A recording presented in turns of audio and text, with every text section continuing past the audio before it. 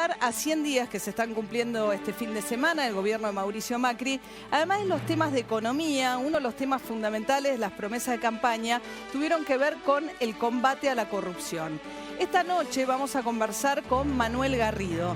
Manuel Garrido era el fiscal anticorrupción que en la época del gobierno de los Kirchner tuvo que dejar ese cargo porque no le dejaban hacer su trabajo y le ponían trabas. Entonces le vamos a preguntar a Manuel Garrido cuál es su evaluación con los temas de corrupción y las promesas de campaña a 100 días del gobierno de Macri con relación al tema de la corrupción. Además vamos a tratar, por supuesto, una denuncia que involucra a este grupo, al grupo Indalo, propietario de C5N, entre otras empresas.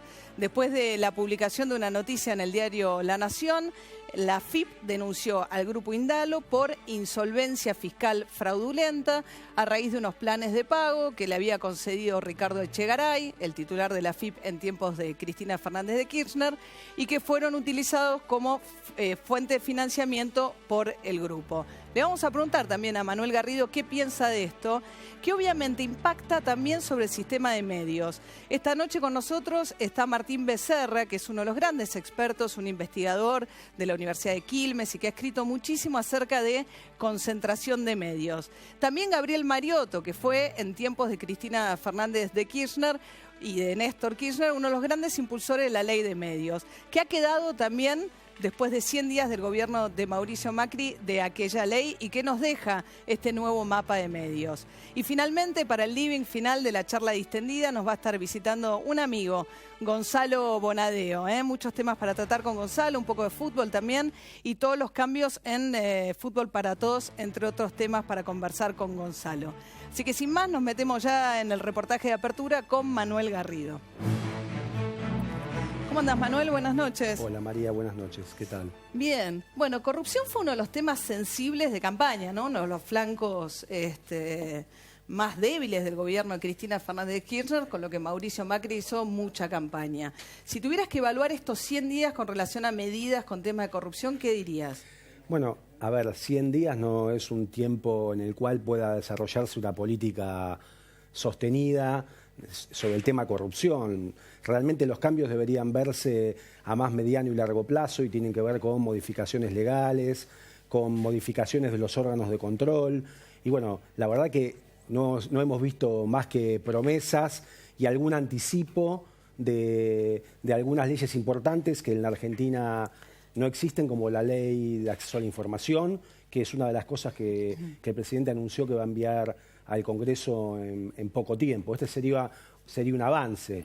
Pero si pasa la ley de acceso a la información, la ley del arrepentido, que es la que tiene en vilo a Brasil hoy, ¿no? Esta idea de que alguien acusado de corrupción, a cambio de mejorar su situación o reducir la pena, acusa a otra persona y esto generó un efecto cadena en Brasil. Sí, mira, hay una agenda pendiente en la Argentina de muchas modificaciones que tienen que ver con un montón de cuestiones que pasan tanto por cuestiones de prevención o medidas de prevención como mecanismos para favorecer la investigación de estos delitos. Pero Manuel, si vemos temas concretos, YPF Chevron, ¿qué pasa con ese acuerdo que, bueno, Galucho quería mantener en secreto, la justicia le ordena que lo haga público, Laura Alonso, de la Oficina Anticorrupción, que primero dijo que se oponía a que fuera reservado y después, como titular de la Oficina Anticorrupción, cambió de opinión. Y ahora el propio gobierno está litigando para no hacerlo público.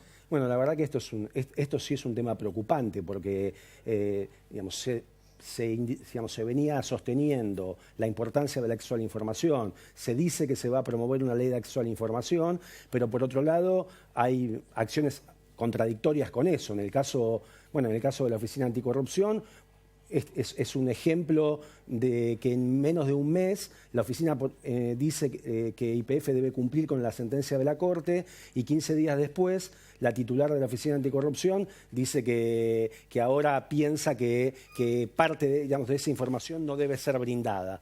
La verdad es que esto tiene que ver también, con varias cuestiones. Primero, con la falta de independencia de los órganos de control, y en particular de la Oficina Anticorrupción. Y a mí me consta que... Está súper invitada Laura Alonso, la hemos invitado en 2 ocasiones, ya vendrá. Mira, para que se lo podamos preguntar. A mí me consta que la propia Laura Alonso promovió una norma que que le hubiera dado más independencia a la Oficina Anticorrupción.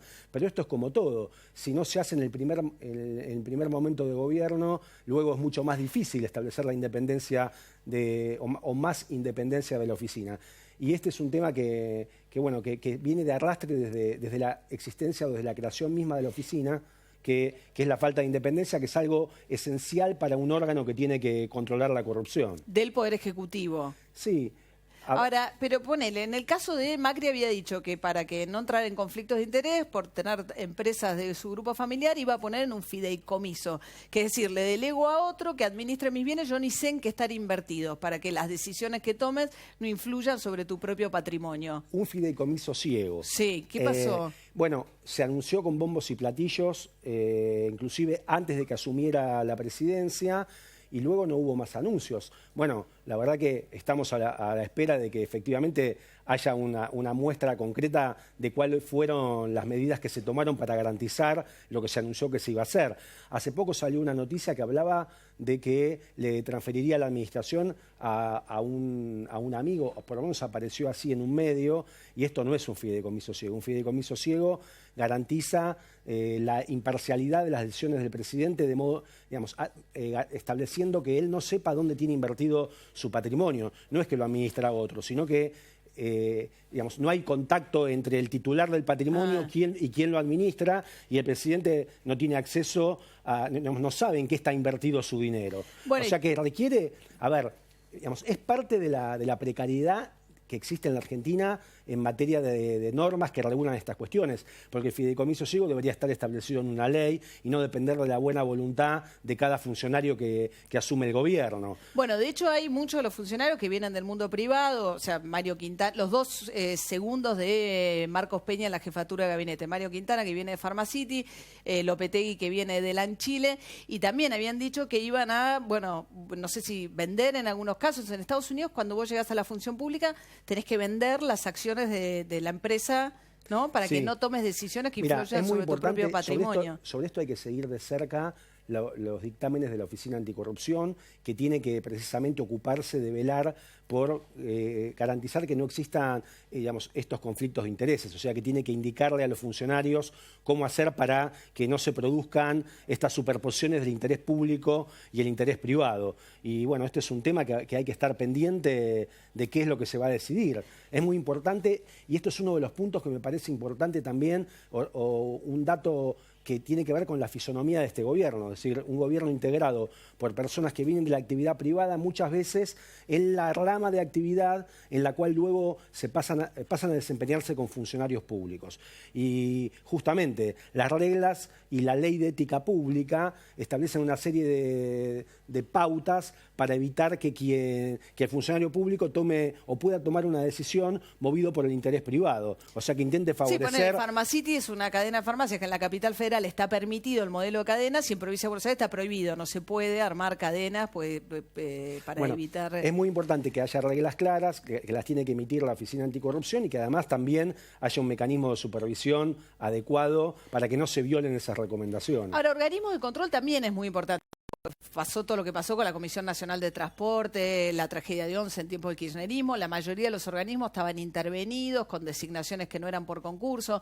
¿Vos ves cambios en ese ámbito con organismos de control mejor dotados realmente para controlar al poder? No, mira, no hubo ninguna, digamos, sobre esto no hubo ninguna modificación sustancial y es un punto pendiente. Se dice también que se va a modificar la ley de Ministerio Público, también habrá que ver qué modificaciones se introducen sobre las competencias de la Fiscalía de Investigaciones Administrativas. Que es la de corrupción, que es la que tenías vos y que en un momento cuando empezaron a cerciorar... Ahora se llama Procuraduría de Investigaciones Administrativas, pero sustancialmente sigue esa penumbra o esos problemas de delimitación de qué es lo que puede hacer y qué es lo que no puede hacer. Y este es un tema, es una oportunidad, si se va a reformar la ley del Ministerio Público, de que se establezcan pautas más claras y facultades más amplias para la Fiscalía. Pero hasta ahora no hubo un anuncio concreto sobre eso. La Oficina Anticorrupción, la regla de la Oficina Anticorrupción, lo único que se modificó fue sobre el nombre del titular, que antes se llamaba fiscal de control administrativo y ahora digamos, se lo denomina como secretario de control de la ética pública y demás, y sobre el título profesional que debe tener. que antes se exigía que fuera un abogado, pero más allá de esa modificación, que no es una modificación sustancial, no hubo ninguna modificación que otorgue más autonomía, más independencia a la oficina, ¿no? O sea, que no ves en estos 100 días, 3 meses... Mira, hay anuncios, digamos, hay anticipos de cosas que serían positivas. Por ejemplo, del arrepentido. Que la ley, digamos, la llamada ley del arrepentido, la ley de acceso a la información... es la única, bueno, que en Brasil está produciendo un escándalo de proporciones, porque son los principales contratistas de obra pública del Estado, presos que han ido delatando a su vez, ¿no?, a otros empresarios. Acá me consta que hay mucha gente preocupada. Vos decís que no quieren. Y hay digamos, que tienen mucho miedo y ningún interés en que eso se establezca. Y después sí pasa, digamos, se disfraza esto bajo una discusión teórica sobre los alcances. Si está bien o mal que yo mejore mi situación si cometí un delito a cambio de delatar a otro. En la Argentina, porque en la Argentina ya existe la figura del arrepentido con reducción de penas para varios delitos, los que tienen que ver con el narcotráfico, con el terrorismo, con la trata de personas. O sea que no es que, digamos, sobre la cuestión ética ya se superó hace más de 15 años en la Argentina. Bueno, en materia de corrupción también las penas son muy bajas, ¿no?, acá en Argentina. Yo no estoy tan de acuerdo con eso. No creo que las penas sean bajas. El tema es que no se le aplican a nadie. Claro. Bueno, vamos a hablar también de una denuncia que se conoció en los últimos días, esta semana, que tiene que ver justamente con este grupo, con el grupo Indalo. Vamos a escuchar una síntesis porque estuvo invitado a este programa Hugo Alconadamón, que es el periodista que La Nación publicaba la denuncia el día domingo. Este apalancamiento del grupo Indalo se debió a los impuestos que Cristóbal López dejó de pagar. Lo que tenés aquí es una discusión que están ahora desarrollando dentro de la AFIP sobre hasta qué punto esto es legal y desde qué punto pasa a ser un abuso del derecho, porque esto era un instrumento que más de una vez tanto Cristóbal López como su socio Fabián de Sousa han remarcado que siempre nos movimos dentro de los parámetros legales. Ahora, ¿por qué sostienen esto? Porque lo que hicieron ellos era dejar de pagar y luego acogerse a planes especiales de pago. ¿A vos qué te pareció, Manuel, esta denuncia? Bueno, mirá, si es cierto lo que surge digamos, en lo que ha sido conocido públicamente, está claro que hay dos, digamos, por lo menos me parece que hay dos ópticas desde las que ver la cuestión. Por un lado, desde la óptica de quienes utilizan esta práctica para crecer económicamente, y esto la verdad que no está permitido por la ley. No veo, como dice Hugo ahí, que es un tema que esté siendo discutido. A ver, la ley argentina en este sentido es clara, la ley penal tributaria establece inclusive como un delito el tema de la apropiación indebida de tributos que son retenidos. Está claro que acá sí es cierto, vuelvo a decir, lo que está saliendo a la luz, hay una retención, hay una apropiación de un impuesto a los combustibles que luego no se entrega al Estado. Y bueno, eso está en la ley penal tributaria como un delito. Ahora también se dice que se ha hecho una denuncia por insolvencia fiscal fraudulenta. Sí. Bueno, ese es otro delito en el cual lo que se sanciona son maniobras que apuntan a impedir, total o parcialmente, que el Estado cobre determinados impuestos, por ejemplo, haciendo desaparecer esos bienes y demás. Pero el otro punto, digamos, la otra óptica que me interesa, bueno, a mí me interesa más, porque bueno, que haya empresas privadas que intenten evadir impuestos es algo que puede ocurrir y que suele ocurrir en la Argentina y en otros países del mundo. El tema es qué hace el Estado para prevenir o para favorecer esto. Y bueno, y creo que esto es lo que debería preocuparnos, es decir, cómo esto ocurrió, si no ocurrió con otras empresas. Porque los planes los da Echegaray, pero Echegaray no está denunciado en esta denuncia. Bueno, a mí me sorprende que no esté denunciado porque como funcionario público él tenía la obligación de denunciar y además... Pero si él concede los planes, ¿no? Él concede los planes, pero una cosa es cómo se va a pagar el tributo que no se aportó, y otra cosa es el delito que está previsto por la ley penal tributaria y que cualquier funcionario público tiene la obligación de denunciar. No, además, llama la atención que Abad no denuncie también, en todo caso, en ese contexto, a Echegaray. Bueno, lo que han difundido es que están haciendo un sumario administrativo y están investigando cuáles son las responsabilidades quiénes son los funcionarios que estarían involucrados o que tendrían responsabilidad en haber favorecido esto. Porque también, además de la cuestión que tiene que ver con el haber omitido la denuncia, acá puede haber algo más, puede haber una maniobra de encubrimiento por parte de los funcionarios de AFIP, en la medida en que otorgaron facilidades que están en la ley, pero habría que ver, y me parece que es otro de los puntos sobre los cuales la justicia debería indagar, que es si se daban los presupuestos establecidos por ese artículo 32 de la Ley de Procedimiento Tributario, porque dice que aquel que solicite ese plan de facilidades debe acreditar que no puede, por las condiciones económicas financieras en las que se encuentra, no puede pagar el tributo. Y si es verdad lo que está diciendo Hugo, acá no había una imposibilidad de pagar, sino que la plata se estaba destinando a otra actividad. Y te digo más, que más allá de la anécdota de este caso concreto, lo que habría que tener en cuenta es la necesidad de que el Estado regule esto más precisamente y que haya controles más eficaces, porque esto puede seguir ocurriendo también con este gobierno. Estábamos diciendo de los contactos o de los conocimientos con grupos empresarios. Lo único que cambian los grupos empresarios, pero el Estado tiene que seguir teniendo una responsabilidad y si puede tolerar o actuar de manera parcial para favorecer a tal o cual grupo, esto claramente altera las reglas de juego de cualquier actividad.